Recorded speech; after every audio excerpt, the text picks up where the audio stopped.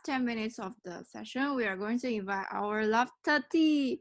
Yeah, our my predecessor and also our AI 2021 elected to share about what exactly happened in the past. So let's welcome Tati Abhishek. Haha. Cool. Hello. Hey. Welcome to my house in India. Oh, pink uh, house. yes. Cool. All right. So very nice to come back to a APGT commission call. So yes, so I'm here to share a few things as Connie asked. And first of all, let me tell you that this is an exciting time to um, be taking this new direction with GE and GT. Because this is something that I, as a regional manager or as an MCVP for GT, I could always see that this is something that ideally should happen.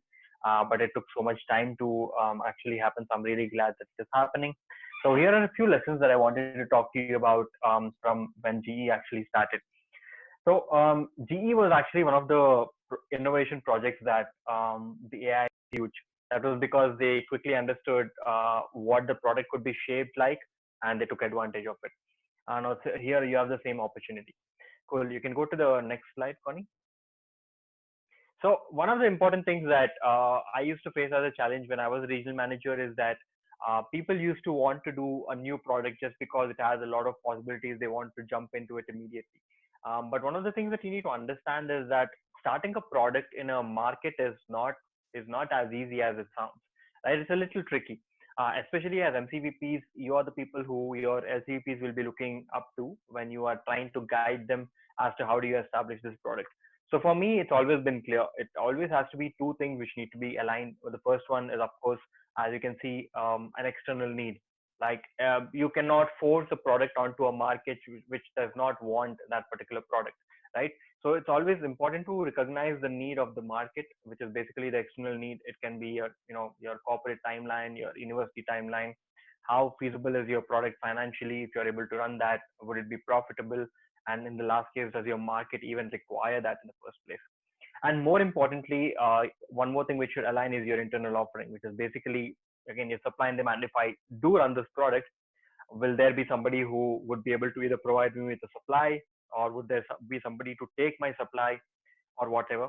And the second thing is how many LCs can actually run this product if at all I introduce this product. And the last thing is, do I have enough people to actually sustain this product?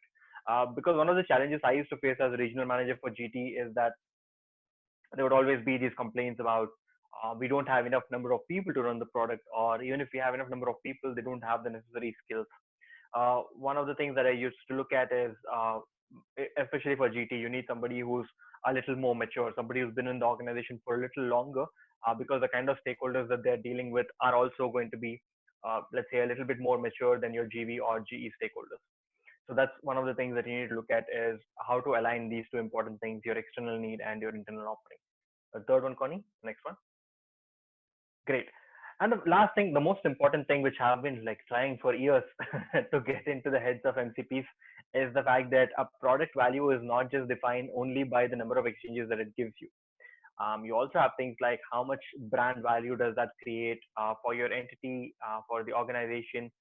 Does that enable you to spread your network, tap into different markets that you previously have not tapped into? Is it going to give you more revenue than another product? Let's say you run, I don't know, like 1,000 IGV and you run 100 IGT. And if 100 IGT are more profitable, then why would you like try to like finish it on 1,000 IGV when it is going to bankrupt your entity, right?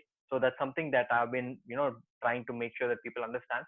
So that is the last thing you need to understand, which is that even if there is a feasibility of doing like, I don't know, X number of exchanges, also consider the other implications. Understand really what is it that I want from this internships product. Do I want only numbers? If I want only numbers, am I ready to counteract the financial implications that it might bring with it? If not, if I want to make revenue, how many exchanges should I make?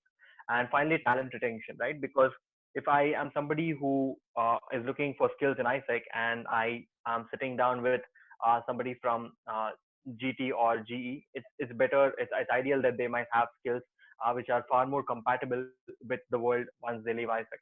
So it's probable that the retention might be higher. So I think these are the top three learnings I had since the time I have seen GE and GT coming together and evolving. and all this confusion which has happened in the last 3 years or 4 years since GE got launched about and the last next slide, Connie. I think this will summarize everything. Cool. So finally, yeah, this is like I said, it's a great opportunity to capitalize on on this new product or like this old product, whatever you like to call it. Just don't jump on anything without adequate research. You have time right now, and you have the space to actually do your research and work on this kind of a project, which previously probably would not have even been possible. But this is a good opportunity for you to do your research. Ensure your network alignment and clarity. It's very important that when you move forward, even if it is a smaller step, you move forward as an entire network. I think this is a very big learning I had, which is that if I, as an MCVP, have a lot of understanding about the product and my LCVPs don't, that still doesn't mean my entity is going to go ahead, because everybody needs to be not on the same knowledge level as me, but at least on the same understanding as you.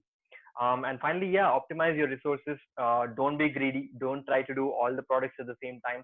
If you have a certain limitation, acknowledge the limitation and try to work around it. But don't try to impose this particular product onto your network. And yeah, that's pretty much it. Like, don't try to do everything at once. Before I leave, one last instance that I wanted to share with you. Some of you might be aware of it. That's it, Connie. Some of you might be aware of it. Is that last year we actually, like Pat and I, both of us spent, not last year, 2018, sorry, yeah, in 2018, Pat and I, we actually had calls with a lot of MCVPs who were running both GE and GT to make sure that they were either running only one product or minimizing how much effort they're putting on one of the products. The reason we did that was also very simple, which is that you are an organization which has limited resources. So it's important that you identify where your resources need to go. Also identify and think on a long term, which is that if I want my product to sustain itself in like 2 or 3 years down the line, I need to start building pipeline for the product right now. I need to start building a customer base right now. So you also need to think about things like that and build like a long term plan. And that is what we had, like the foresight to talk to a certain entity and say that I don't think this is the right product for you, so it will be better if you shut it down, or maybe this is the product you need to try instead of the other one. So yeah, I think these are some of the insights that we like learned along the way in the last few years. So yeah, just these are there are a few of the tips that I can tell you so that you don't end up making the same mistakes as a few generations before it.